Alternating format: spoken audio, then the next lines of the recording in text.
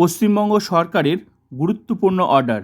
রাজ্যের সমস্ত সরকারি মাদ্রাসা স্কুলে এখন থেকে প্রার্থনায় বন্দে মাতরম সঙ্গীত গাইতে হবে।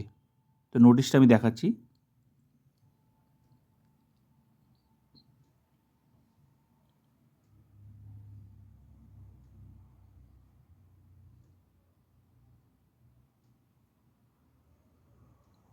একদম অর্ডার হয়ে গেছে।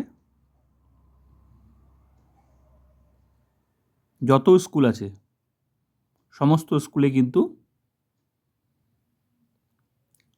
প্রার্থনায় বন্দে মাতরম সঙ্গীত গাইতেই হবে।